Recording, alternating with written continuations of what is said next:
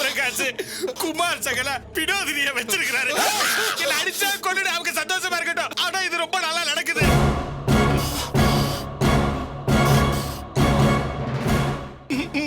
ஒரு நாள் அவங்க 2 பேரும்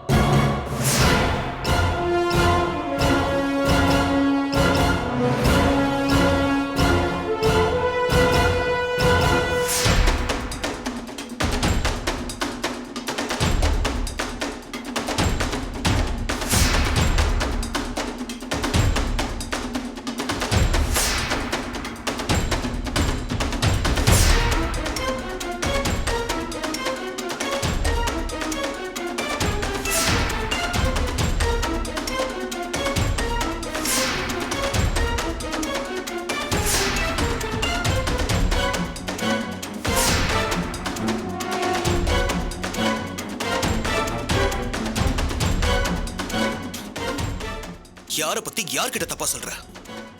குமார் எவ்வளவு நல்லவன் தெரியுமா உனக்கு? அவன் வினோதினிய தங்கச்சி மாதிரி பாத்துக்கிட்டு இருக்கான். அவனையே தப்பா சொல்றியா? கட்டின புருஷன் எனக்கு தெரியாதா? அவன் தங்கச்சியா பாக்குறானா தாரமா பாக்குறானா? பேசாத நீ. எப்படி உன்னால இவ்வளவு கேவலமா பேச முடியுதா? கட்டின பொண்டாட்டிய சந்தேகப்படுறது மட்டும் இல்லாம என் அண்ணனை வேற சந்தேகப்படுறியா? எல்லாத்தையும் தப்பு தப்பா செஞ்சுட்டு குமார குத்துறேன்னு அண்ணியார குத்திருக்க. வீடே என் மேல பழிய போடுதே. நட வீட்டுக்கு. உனக்கு இன்னைக்கு இருக்கு. சரி வா போலாம். குமார் உள்ள போகட்டும். என்னையா சொல்ற? சந்தேகப்பட்டத நீ, கத்தியால குத்துறது நீ, எதுக்கு குமார் உள்ள போகணும்? ஆமா, என் சாவுக்கு குமார் தானே காரணம். என்னையா லூசு மாதிரி பேசுற? பேசல, செய்வேன். நடக்க போறதான் சொல்றேன். என்ன நடக்க போகுது? ஆமா, இத போய் நீ வீட்ல எல்லாரையும் கூட்டி வச்சு சொல்ல போற. அவங்க என்ன அசிங்கமா பாப்பாங்க. என் மானம் போகும். நீ உண்மையை சொன்ன காரணத்துக்காக நான் தலை குனிஞ்சு நிப்பேன். அப்படியே தலை குனிஞ்சிட்டு போய் நாண்டுகிட்டு தொங்குவேன். சும்மா தொங்க மாட்டேன், லெட்டரை எழுதி வச்சுட்டு தான் தொங்குவேன்.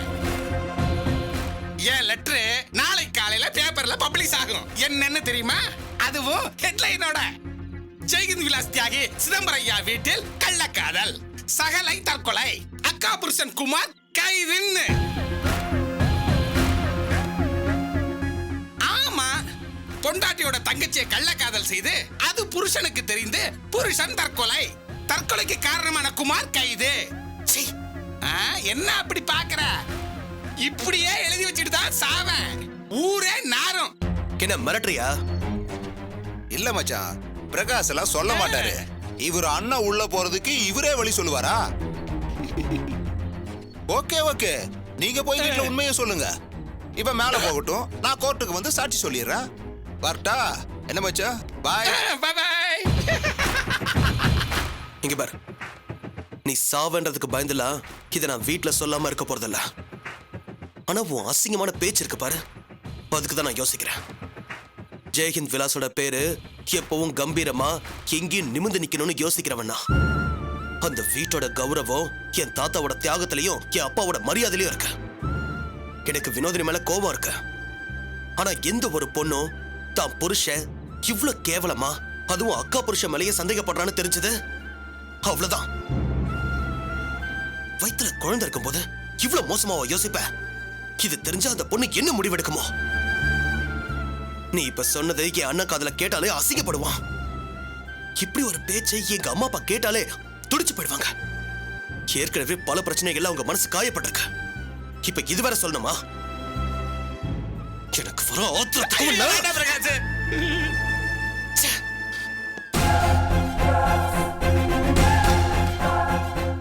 உன்ன மாதிரி ஒரு பிறவியை நான் பார்த்ததே இல்ல. நீ எல்லாம் உருப்படவே மாட்டேன்.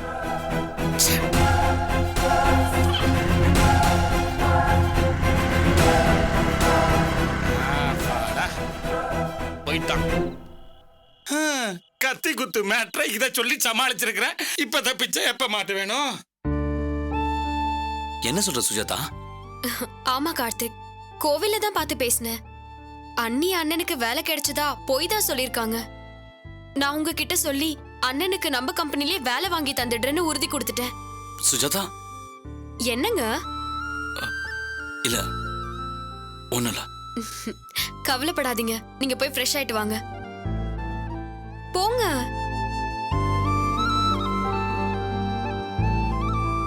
கவனத்துல வச்சுக்கோ. குடும்ப உறவுகள் வேற, பிசினஸ் வேற. பிசினஸையும் குடும்பத்தையும் போட்டு குழப்பிக்கிட்டா என்ன நடக்கும்னு உனக்கே தெரியும். குடும்பமும் சரியா நடக்காது, பிசினஸும் நடக்காது.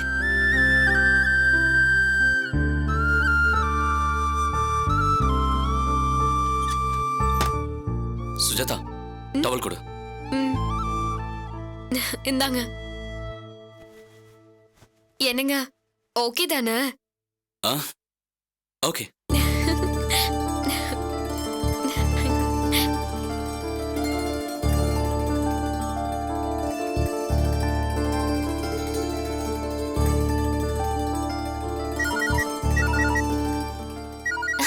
சுஜாதா, ஹலோ. சொல்லு சுஜாதா. அண்ணி நான் சொல்லல அவர் ஒத்துக்குவாருன்னு. ஓகேவான்னு கேட்டேன், அவர் ஓகேன்னு சொல்லிட்டாரு. அப்படியா? என்ன அண்ணி சாதாரணமா சொல்றீங்க? இல்ல, சந்தோஷம்னு சொன்னேன். சரி நீங்க அண்ணன் கிட்ட பேசுங்க, அவரை கவலைப்பட வேண்டாம்னு சொல்லுங்க. சரி சுஜாதா. சரி அண்ணி. அவரையும் போய் பார்ப்பா. சரி. மாமா, சுஜாதா ஃபோன் பண்ணா. சுரேஷ் மாமா வேலைக்கு சேர கார்த்திக் சார் ஓகே சொல்லிட்டாராம். தாரிணி, நீ தான் நாங்க வேலைக்கு போக வேண்டாம்னு சொன்ன. இப்ப நீ எங்க போன்னு சொன்னு அர்த்தம்? இல்ல மாமா, இதுல இன்னும் யோசிக்க என்ன இருக்கு? நீங்க ஜாயின் பண்ணுங்க மாமா.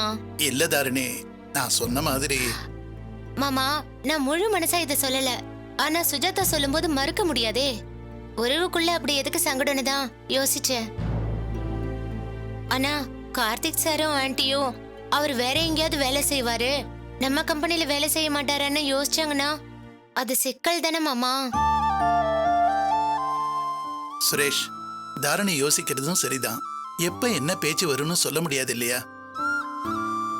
நான் மாப்பிள்ளையோ சம்பந்தியமாவோ தப்பா நினைக்கல. தாரிணி சொல்ற மாதிரி அவங்க உன்னை தப்பா நினைக்க கூடாது இல்லையா? நீ ஜாயின் பண்ணு, ஆனா அது மச்சான் கம்பெனின்ற நினைப்போட இருக்காத. வழக்கம் போல ஒரு கம்பெனில எப்படி வேலை பார்ப்பியோ அப்படி பாரு. நெருங்கி போக வேண்டாம். வேலைக்கும் சொந்தத்துக்கும் உள்ள வித்தியாசம் இருக்கணும். அதுக்கும் மேல நீ அங்க வேலை பார்த்துக்கிட்டு வேற கம்பெனிலையும் ட்ரை பண்ணு. கிடைச்சிச்சுன்னா நாசுக்கா சொல்லி மறுத்துடலாம்ல.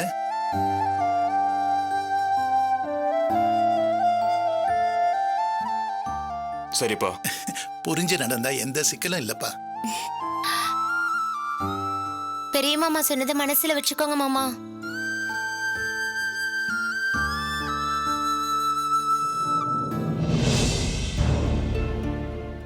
என்னங்க நீங்க ஓகேன்னு சொன்ன உடனே நான் அன்னைக்கு ஃபோன் பண்ணி சொல்லிட்டேன். ரொம்ப சந்தோஷப்பட்டாங்க. ஓகே சொன்னேனா? எதுக்கு? நான் அண்ணன் வேலை விஷயமா உறுதி சொல்லிட்டேன். அவரை வேலைக்கு சேர்க்க ஓகேவான்னு கேட்டனே. டவல் கொடுக்கும்போது கேட்டனே. நான் சொன்ன டவல் எடுத்து கொடுத்த. நான் அதுக்கு தான் ஓகேவான்னு கேட்கறீங்கன்னு நினைச்சு சொன்னேன். என்ன சொல்றீங்க? சுஜாதா, நீ டவல் கொடுத்ததுக்கு தான் நான் ஓகேன்னு சொன்னேன். நீ தான் அவசரப்பட்டு. நீங்க ஓகேன்னு சொன்னதும் நான் அதை நினைச்சு சொல்லிட்டேன். சரி விடுங்க, நான் இப்பவே ஃபோன் பண்ணி வேலை இல்ல வேண்டான்னு சொல்லிடுறேன். சுஜாதா. கார்த்திக், எங்க அண்ணனை வேலைக்கு சேர்க்கறதோ சேர்க்காததோ உங்க இஷ்டம். நான் யாரு? நான் சொல்லிடுறேன். அதனால என்ன? ஜாயின் பண்ணட்டும். நான் ஓகே சொன்னது எதுக்குன்னு விளக்கம் கொடுத்தேன். மத்தபடி ஒண்ணும் இல்ல. சுரேஷ் வேலைக்கு சேரட்டும். தேங்க்ஸ் கார்த்திக். எங்க நீங்க இல்லன்னு சொல்லிடுவீங்களோன்னு பதறிட்டேன். தேங்க்யூ.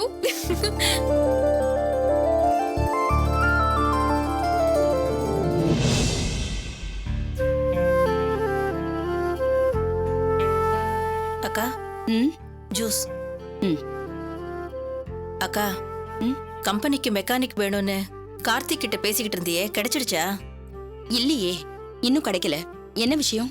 அது ஒண்ணும் இல்லக்கா, நம்ம சொந்தக்கார பையன் அம்புஜாக்கா இருக்காங்கல்ல, அவங்க பையன்தான். என்ன சொல்ற? அவன் மெக்கானிக்கா? என்னக்கா இப்படி கேக்குற? நல்ல திறமையான வேலைக்காரன். மும்பை வரைக்கும் போய் வேலை செஞ்சிருக்கான். எதேச்சியும் அம்புஜா அக்கா கிட்ட பேசிக்கிட்டு இருக்கும்போது தான் சொன்னாங்க. நானும் இங்க வேலை விஷயமா ஆள் தேடுறதா சொன்னேன். நான் பையன்கிட்ட பேச சொல்றேன்னு சொன்னாங்க. அவனும் என்கிட்ட பேசினான். நல்ல டேலண்டான பையன்கா. அவனை நம்ம கம்பெனில சேர்த்தா. என்னடி நீ நல்ல திறமையான ஆளுங்கிற, அப்புறம் ஏன் யோசிக்கணும்? நீ ஃபோன் பண்ணி ஆபீஸ்க்கு வர சொல்லு, இன்டர்வியூ பண்ணிட்டு ஜாயின் பண்ணிக்க சொல்லலாம். சரிக்கா, சொல்லிடுறேன்.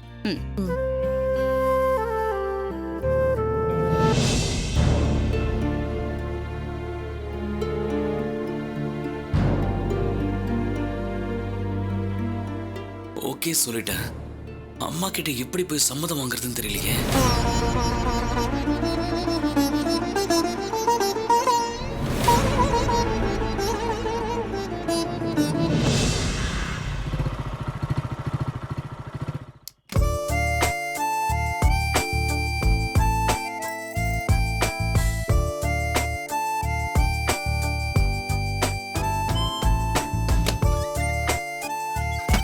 என்னங்க இவ்வளவு நேரம் கழிச்சு வரீங்க? சாரி, லேட் ஆயிடுச்சு.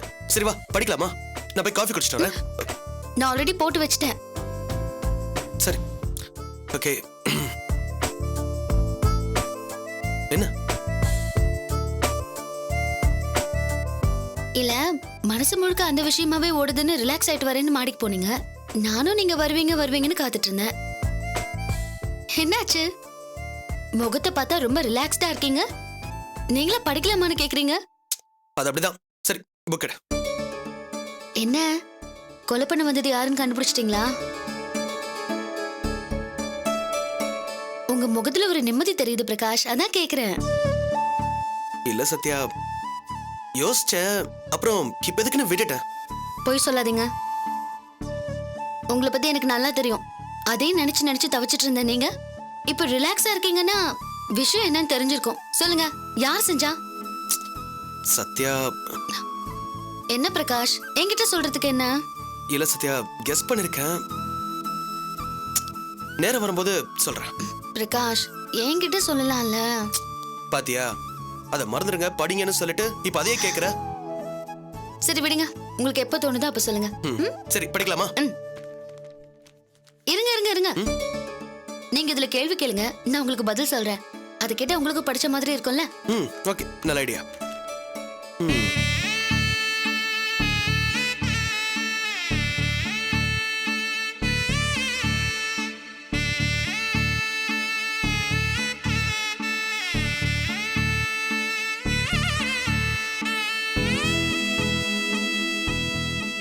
இல்ல நான் சொல்றதா கரெக்ட். எப்படி கரெக்டா சொன்ன பாத்தீங்களா? இல்ல நீ சொல்றதும் கரெக்ட் தான். ஓகே, இப்ப நான் கேள்வி கேக்குறேன், நீங்க பதில் சொல்லணும். சரியா? கேளு கேளு. ஓ, ஒரு கஷ்டமான கேள்வி கேட்க போறேன். நீ கரெக்டா கேளு. பதில் சொல்லணும். நான் சொல்றேன். அக்கா, என்னக்கா இது? படிக்க முடியல ஆவுன்னு சொல்லிட்டு இருந்தா இப்ப இங்க வந்து சந்தோஷமா சிரிச்சு படிச்சுக்கிட்டு இருக்கான். ஏண்டி, அவன் படிக்கிறான், படிக்காம போறான், நமக்கு என்ன? அதுக்கு இல்லக்கா, கொலகாரன் யாருன்னு கண்டுபிடிக்கிறேன்னு சவால் விட்டான்ல, அதையே யோசிச்சான். இப்ப நிதானமா வந்து படிக்கிறான்னா அப்ப அவன் கொலகாரனை கண்டுபிடிச்சிட்டான் தானே அர்த்தம். என்ன ஒருத்தன் கொலை பண்றதுக்காக வந்திருக்கான். அந்த பழி இப்போ பிரகாஷ் மேல விழுந்திருக்கு. அவன் யாரு என்னன்னு கண்டுபிடிக்கிறதும் அவன் மேல விழுந்த பழிய போக்குறதும் பிரகாஷோட வேலையை தவிர நம்ம வேலை இல்ல. எது நடந்தாலும் எனக்கு நல்லதுதான். அவன் உண்மையை கண்டுபிடிச்சிட்டானா யாருன்னு தெரிஞ்சு போயிடும்ல. அதை விடு. என்னக்கா ஸ்வீட் கேட்டு நான் அசத்துற? நான் உண்டானதுக்கு லேட்டா தரியா ஸ்வீட்டு? இல்லடி, உன் அக்கா இன்னும் மேல மேல போறாங்கிறதுக்கு தான் இந்த ஸ்வீட். என்னக்கா சொல்ற? ஆமாண்டி, இன்னைக்கு எம்டி ஒரு இடம் விஷயமா என்கிட்ட பேசினாரு. காயத்ரி, நீங்க இதை முடிச்சு கொடுத்தா நான் கட்ட போற 5 ஸ்டார் ஹோட்டலுக்கு உங்களே சிஇஓ ஆக்கிடுறேன். அது மட்டும் இல்ல, இப்ப நீங்க வாங்குற சேலரிய அப்படியே டபுள் பண்ணிடுறேன். ஓகே அக்கா, கை கொடு. கங்க்ராட்ஸ். அதான் அந்த இடம் விஷயமா கையெழுத்து வாங்க ஏகாபுரம் கிட்ட பேசியிருக்கேன். அவரும் பிரகாஷ் ஆபீஸ்ல பேசி கையெழுத்து வாங்கி தரேன்னு சொல்லியிருக்காரு. அது மட்டும் அமைஞ்சா நான் இன்னொரு ஹோட்டலுக்கு சிஇஓ, சம்பளமும் டபுள் டி. என்னடி நீ? நான் எவ்வளவு சந்தோஷமான விஷயத்த சொல்லிட்டு இருக்கேன், சந்தோஷப்படாம யோசிக்கிற? இல்லக்கா, கையெழுத்து வாங்கணும்னு சொல்ற, அதுவும் பிரகாஷ் ஆபீஸ்க்கு வேற போகணுங்கிறியே, இதுக்கு பிரகாஷ் விடுவானா? என்ன அவன் என்ன அங்க சீஃபா? அவன் சாதாரண கிளர்க்கடி. அதுவும் இல்லாம ஏகாம்பரத்தை வச்சு அவன் இடத்துக்கே போய் அவன் கண்ணு முன்னாடி அவன் தலையில அடிச்ச மாதிரி ஏகாம்பரம் கையெழுத்த வாங்கிட்டு வரணும். பிரகாஷ் மனசுல காயத்ரி முன்னாடி தான் ஒரு ஆளே இல்லைன்னு நினைக்கணும். அக்கா, இதெல்லாம் நடக்குமாக்கா? ஏகாம்பரம் பிரகாஷ எதிர்த்து இன்னும் அதுக்கு மேலையும் நடக்கும். பிரகாஷால ஒண்ணும் பண்ண முடியாது. இந்த காயத்ரி நினைச்சது சாதிப்பா.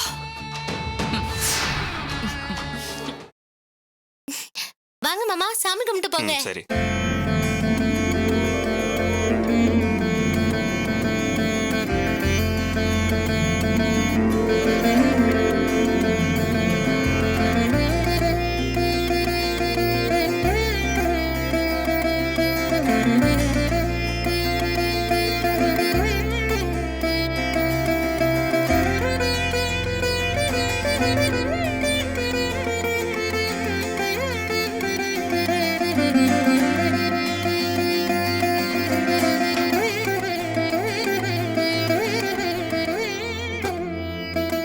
என்ன சுரேஷ், கிளம்பிட்டியா? கிளம்பிட்டேன்ப்பா. என்ன ஆசீர்வாதம் பண்ணுங்க. ஓ, மனசுக்கு ஒரு குறையும் வராதுப்பா. என்னடா அப்பா மறுபடியும் மறுபடியும் இப்படி சொல்றாருன்னு நினைக்காத. நீ முன்னாடி வேலை செஞ்ச இடம் வேற ஒரு கம்பெனி. சரியோ தப்போ அங்க வேலை விஷயமா தான் பேசுவாங்க. ஆனா இது சொந்தம். தெரிஞ்சோ தெரியாமலோ வேலையில ஒரு சின்ன குறை வந்தாலும் சொந்தத்துல பிரச்சனை வர வாய்ப்பு இருக்கு.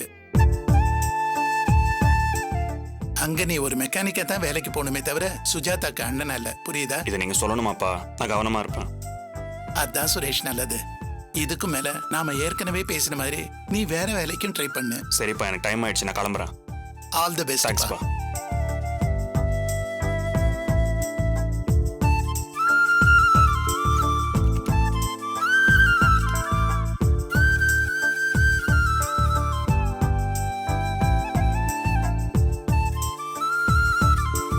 வரேன் தாரணி. பாய். பாய்.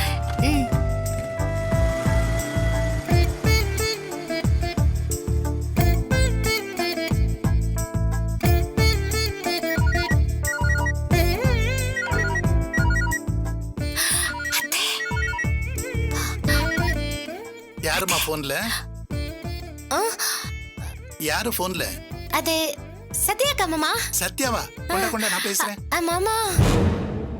ஏன் நான் சத்யாவோட பேசக்கூடாதா? ஐயோ அப்படி இல்ல மாமா. அப்புறம் ஏன் தயங்குற? குடுமா. சத்யா சொல்லுமா. நான் மாமா தான் பேசுறேன். நான் தெரிஞ்ச கொன்னே போட்டுருவாரே. இந்த நீ பேசு, எனக்கு போன் வந்திருக்கு. தரணி, ஆபீஸ்ல இருந்தா போன் வந்திருக்கு. ஹலோ சார், சொல்லுங்க.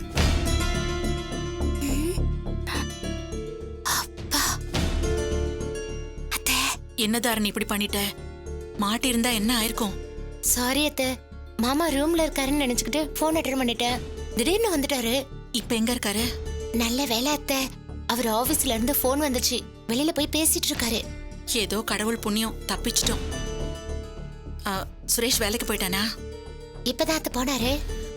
உனக்கு தான் தாரணி நான் நன்றி சொல்லணும். எப்படியோ நம்ம பேசினபடி அவனை சமாதானம் பண்ணி அனுப்பிட்டேன். அனுப்பிட்டா அத்தை, ஆனா மனசுக்குள்ள ஒரு இதுவாவே இருக்கு. அதெல்லாம் எதுவும் நடக்காதுமா, நீ கவலைப்படாத. வரவங்களுக்குள்ள ஒரே தொழில் பண்றது இல்லையா? அங்க சுரேஷ் வேலைக்கு போறது கார்த்திக் மாப்பிள்ளைக்கும் ஒரு ஆதரவா இருக்கும் இல்லையா? அதுவும் இல்லாம கை நிறைய சம்பளம், மரியாதைன்னு கிடைக்கும். நீயும் இப்ப வாழ்க்கையை தொடங்கிட்ட, நல்லதே நடக்கும். நீயும் கூடிய சீக்கிரம் பையனையோ பொண்ணையோ பெத்துக்குடு. அத்தை, நீங்களே இப்படி பேசுறீங்க? தாரணி, நீ நினைக்கிற மாதிரி நான் ஒன்னும் பழைய சரோஜா இல்ல. நீயும் சுரேஷும் சந்தோஷமா இருக்கணும்.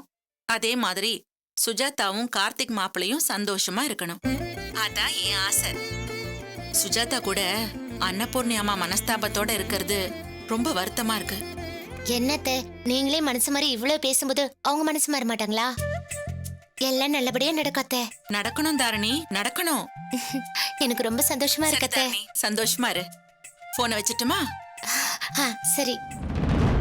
அக்கா, என்னக்கா இப்படி மாறிட்டீங்க? தாரணிய குழந்தையெல்லாம் பெத்துக்க சொல்றீங்க?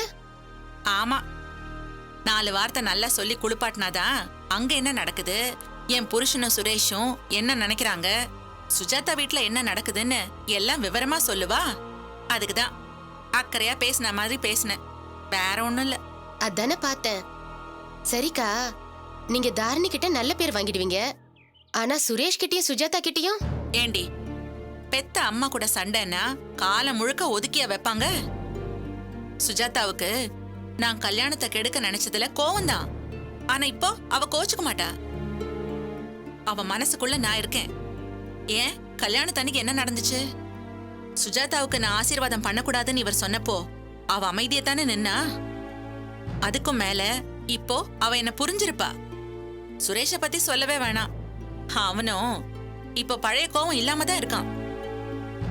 வேலை விஷயமா அவனுக்காக நான் பேசுறேன், சிரமப்படுறேன்னு அவனுக்கு தெரியும். சுஜாதா நம்பிக்கை வச்சுட்டா நான் அவ வீட்டுக்கு போயிடுவேன். ஆமாக்கா, இங்க ஒரே வெக்கைய புழுக்கமா இருக்கு.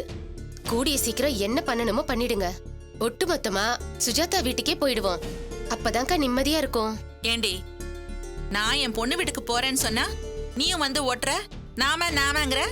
அக்கா என்னக்கா நீங்க சமய சந்தர்ப்பம் தெரியாம பிரிச்சு பேசிட்டு இருக்கீங்க? ஏங்கா, அண்ணன் உங்களோட என்ன எதுக்கு விரட்டினாரு? உங்களுக்கு உதவி செய்ய போய் தானே. எனக்கும் அவருக்கும் உங்களை விட்ட வேற கதி யாரு சொல்லுங்க? ஆமா, இப்படியே சொல்லி என் உயிரை வாங்கு. இப்ப என் நினைப்பெல்லாம் அங்க எப்படி போய் செட்டில் ஆகணுங்கிறது தான். அதுக்காக தான் ஒரு வழி பார்க்கணும். அக்கா, நீங்க யோசிச்சாலே போதும்க்கா, செஞ்சே முடிச்சிருவீங்கக்கா.